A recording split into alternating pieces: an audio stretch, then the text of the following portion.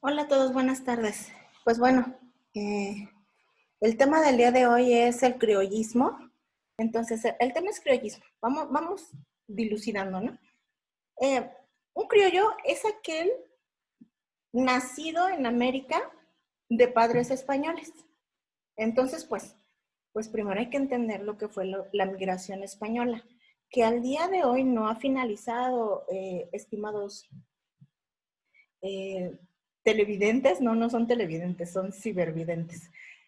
Estimados interesados de la historia, la migración española desde el siglo XVI, desde que llegaron los primeros barcos en el siglo XVI, ojo, no los primeros barcos no americanos, o sea, ya lo comenté en algún episodio anterior, que se empieza a documentar mucho los viajes del marino Shen He, del capitán Shen He, chino, que ya tenía reconocida América, ya había mapas de América en el siglo XV, que seguramente fue la información que le llegó a los europeos.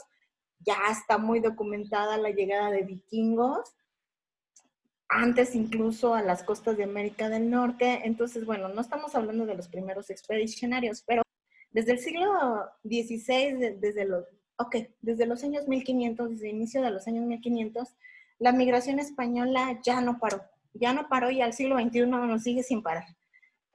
Y con esta idea de que pueden mejorar su vida, de que pueden encontrar mejores oportunidades acá en América, por ser una tierra sumamente noble, sumamente productiva, cosa que también es cierta.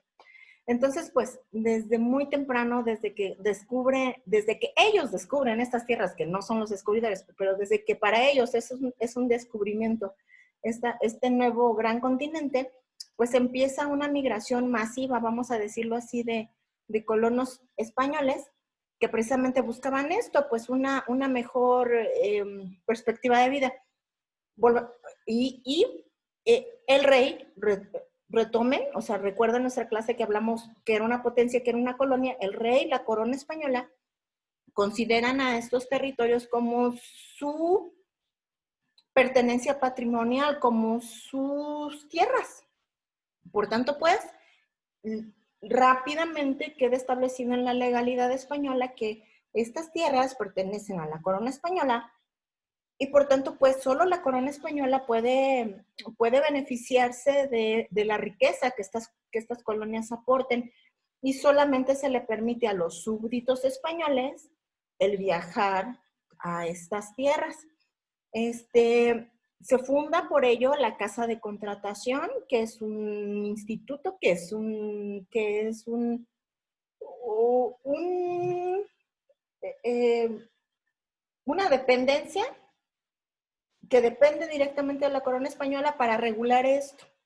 Porque si bien es cierto al inicio, la población que migra son aventureros, son jóvenes, son jovencitos, probablemente la edad promedio del grueso que conoció México Tenochtitlán en 1519, probablemente la edad estaba en 19, en 21 años, eran jovencitos que estaban buscando fortuna, que estaban buscando aventura. Esto rápidamente intentó modificarse y la casa de contratación, que era quien expedía los permisos para viajar a América, rápidamente esto lo niveló y ya no fue tan bien visto darle permisos ni a solteros y solteras, ya más bien se intentó mandar a familias, porque también así querían paliar como los matrimonios interraciales. Efectivamente, si tú tienes una migración masiva de jóvenes entre sus 19 y 21 años, llegando acá, pues inmediatamente hacían familia con donde se pudiera, con quien se pudiera. Entonces, esto lo intentaron nivelar y sobre todo quisieron controlar la migración que se diese de extranjeros, cosa que estaba no permitida, no estaba permitida la migración de extranjeros y particularmente a los extranjeros protestantes, musulmanes y judíos, pues les tenían prohibida la migración a estas nuevas tierras, ¿no? Para ellos, nuevas tierras para ellos. Entonces, Vean la disposición. Desde España salían las embarcaciones del puerto de Cádiz, particularmente era el gran puerto de comunicación, eh, llegando a toda esta zona de las islas y empezaba a dispersarse ya la población. Un conglomerado se quedaba en Cuba, muy importante eso, y el grueso optaba por venir a la Nueva España o al Virreinato del Perú, que eran los dos grandes focos de riqueza, las dos grandes estrellas y particularmente pues la Nueva España. Entonces era el foco de atracción de estos migrantes españoles peninsulares, así les voy a decir, para que los vayan ubicando. Estos migrantes españoles peninsulares, vuelvo a insistir, se privilegió que viniesen ya casados, es más, hasta con hijos. Pero al momento de llegar a estas nuevas tierras, si tenían más descendencia, esos hijos nacidos acá en América, en la Nueva España o en el Virreinato del Perú o en cualquiera de los otros espacios, ya se les llamaba criollos, eran españoles nacidos acá, nacidos en las tierras americanas. Entonces, aquí se menciona un poquito lo que yo ya había comentado hace unos minutos. Insisto, en inicio los viajeros son jóvenes, solteros, muy jovencitos. Después de ello ya se privilegió por medio de la casa de contratación la migración de familias para también paliar un poco esto de la mezcla racial que no les funcionó, ¿verdad? Porque la mezcla racial se dio de manera muy abundante, particularmente en la Nueva España, y se negó el permiso a extranjeros y particularmente a los protestantes musulmanes y judíos, pues de manera más fuerte se les dio como la negativa a la migración a América.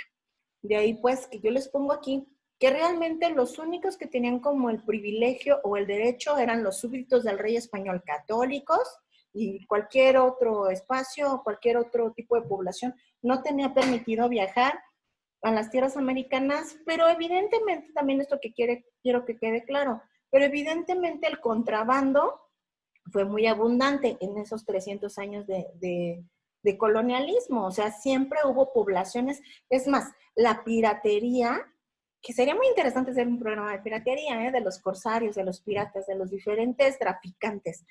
Este tipo de traficante traía población que no era ni española ni católica, o sea, llegó a haber migración de cualquier otro tipo de grupo humano y que llegaba a estos virreinatos, a la Nueva España, precisamente por una especie de tráfico de personas. Igual día de hoy pasa el tráfico ilegal de personas. Los mexicanos lo sabemos muy bien, ¿verdad? Con nuestro vecino del norte.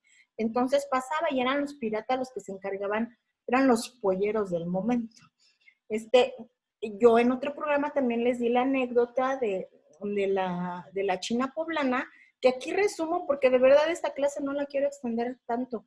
La China poblana probablemente era una esclava, algunas leyendas dicen que era una princesa, pero creo es más lógico pensar que haya sido una esclava de origen hindú, que fue traficada en el galeón de Manila, en el comercio que se daba entre Acapulco y Filipinas.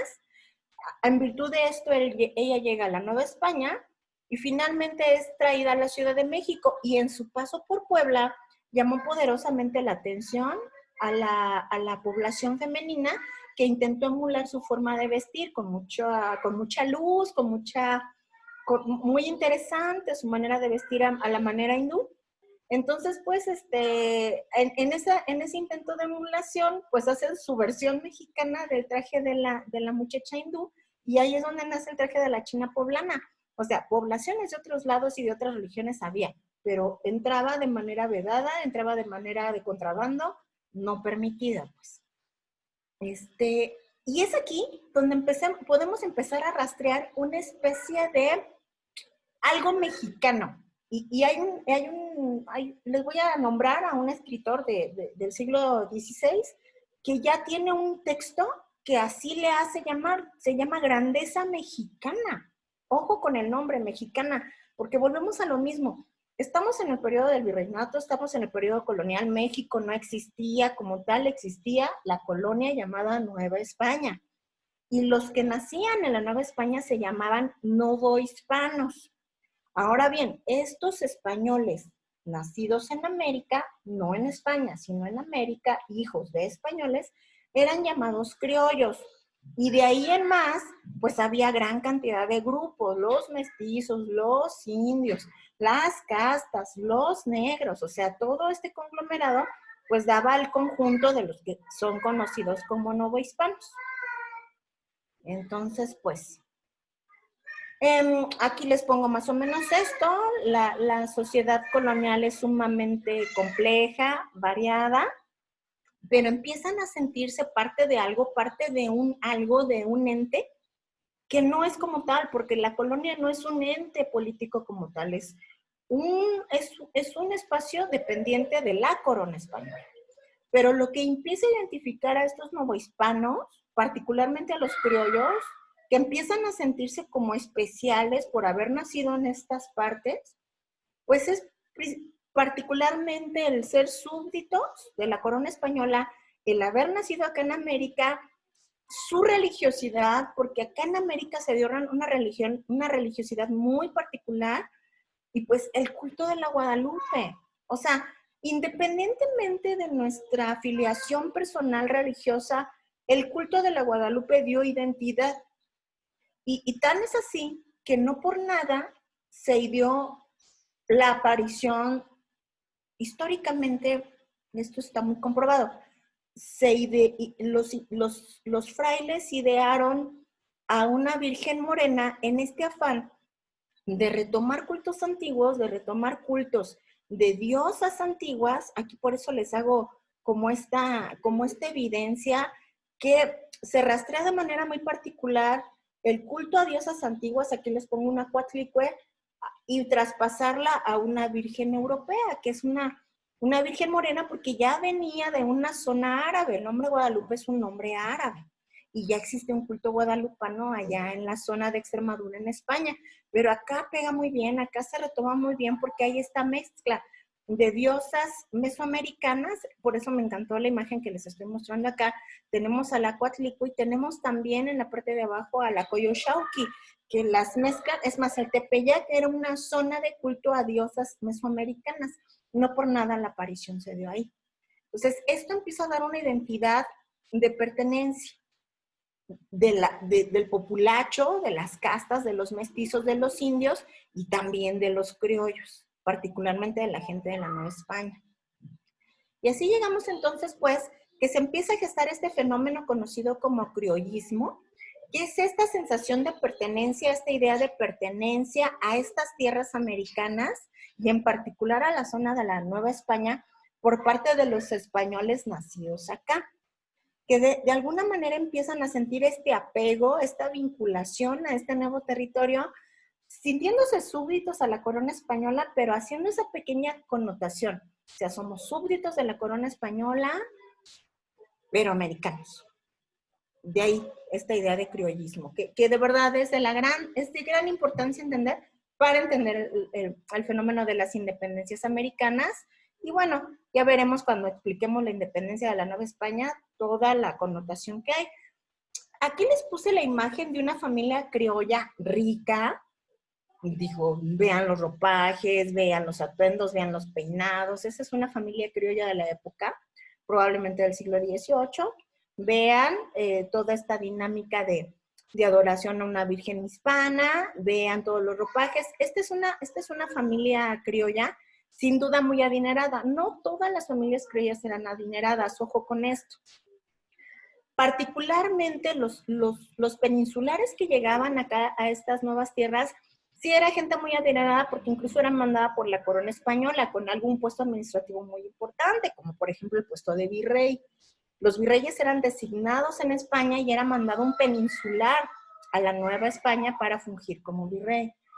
Los criollos no todos eran adinerados, pero había familias muy adineradas que de hecho hacían este vínculo, casaban a sus hijos con peninsulares para a su vez reforzar pues el lazo con la potencia, con la madre patria. Pero llama la atención que estos criollos, particularmente los no tan acomodados económicamente, sí fue gente sumamente intelectual, sumamente estudiada, que movió todo una circunstancia cultural en América y en la Nueva España muy, muy puntualmente. Todos estos criollos, muchos de ellos formaron los cuadros más importantes del clero, del ejército. Hubo familias adineradas criollas que tuvieron grandes aportaciones a la minería, al comercio. Y ojo, gran cantidad del movimiento cultural novohispano en literatura, en pintura, en escultura, en música, en ingeniería civil, eran criollos. O sea, representaron un movimiento cultural muy importante en la Nueva España, y sí me atrevo a decir de manera muy puntual en la Nueva España.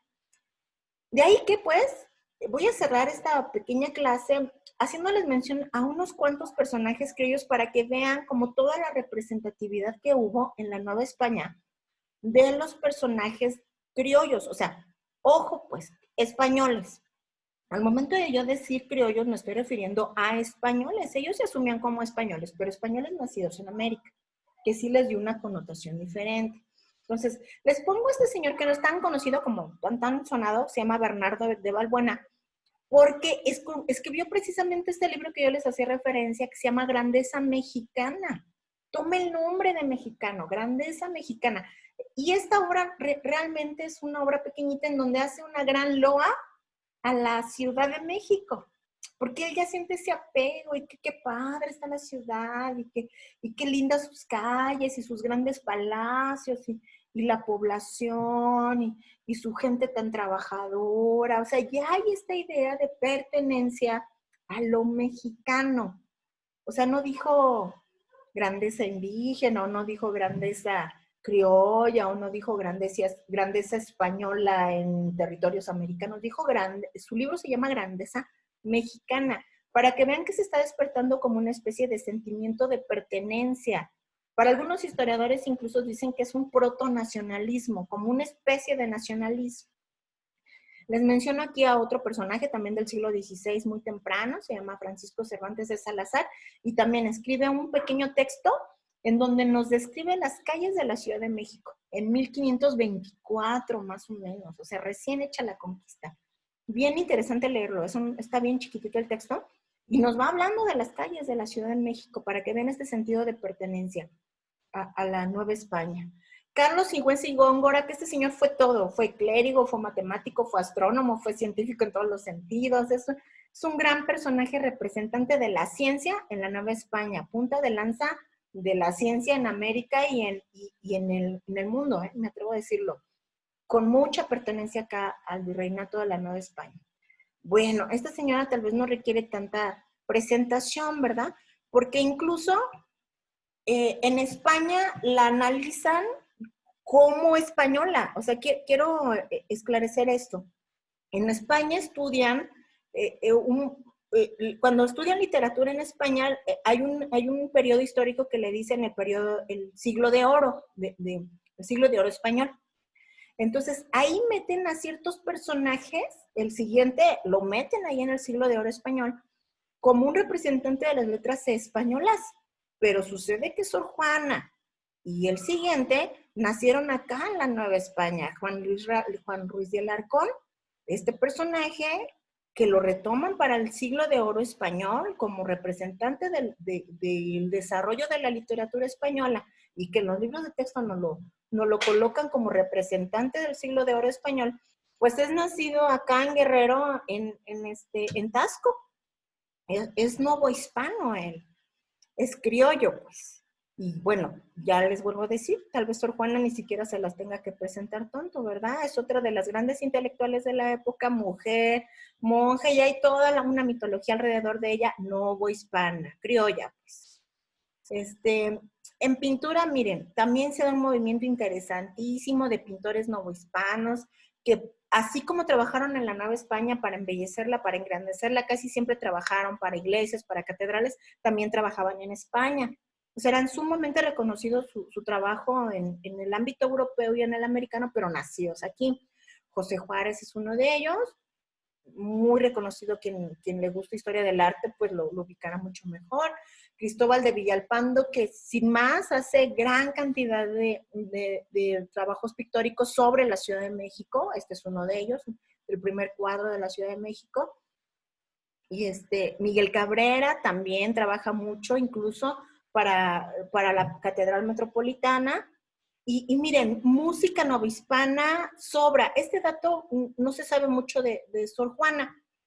Sí, muchos ubican el gran poema, hombres necios que acusáis a la mujer sin razón, sin saber que sois la causa de nuestro problema, y que le llamó necia a la madre superiora. Muchos saben esas características de la vida rebelde de Sor Juana, pero hay un punto que no se sabe mucho de Sor Juana, que ella escribió mucho y se mantuvo mucho, porque también hay como esta dinámica, ¿no? Que tal vez no era tan rica, tal vez era una criolla no tan rica, y hay como otra especie de versión que hablan de que ella más bien era una hija ilegítima de un español, o sea, era una criolla ilegítima, de ahí que la metieran a monja, porque no cualquiera entraba de monja, y menos en su carácter, y menos una monja como ella, que era una monja intelectual. Tenías que dar una dote, un dinero a la orden que te aceptaba como monja. De ahí viene la frase de que está bien dotada. A mis alumnos les da mucha risa esa anécdota. Hoy cuando decimos que una muchacha está bien dotada, pues no nos estamos refiriendo tanto a su circunstancia económica. Cuando surgió la frase de que hay una muchacha muy bien dotada, significaba que era una muchacha con recursos económicos suficientes para tener una dote, para poder entrar a un convento. Bueno, Sor Juana estaba bien dotada y por eso pudo ingresar a la vida conventual y llevar una vida de intelectual, pero alguna parte importante de su trabajo lo vendió haciendo villancicos, haciendo canciones para la época de Navidad, porque ella era poeta, bueno, era literata, era científica en muchos sentidos, era filósofa, entonces mucho de su trabajo era escribir. Y mucho de esto elaboró villancicos, canciones, era una gran industria por parte de las monjas de muchas órdenes monásticas que escribían canciones, que escribían villancicos que se cantaban en la época de Navidad. Y esa era una entrada, pues creo yo, significativa en la vida de Sor Juana Inés de la Cruz, que vendía su producción musical pues, a los, no sé, a las iglesias, no sé a quién se las vendía, pero era una de sus entradas. Entonces, había gran producción cultural, en muchos sentidos, musicalmente era muy importante también, por parte de las órdenes religiosas que en su mayoría eran conformadas por criollos. Hasta aquí dejo esta idea del criollismo. En realidad era una clase rápida en virtud de que quiero que tengan claro la idea del criollismo para entender los primeros pasos de las clases que se van a referir a independencia. Les agradezco mucho que hayan visto este video, que hayan llegado al final. Por favor, sigámonos cuidando. Aunque sea lento, yo seguiré subiendo mis clases y les agradezco mucho, la verdad, a todos los suscriptores. Bonita tarde.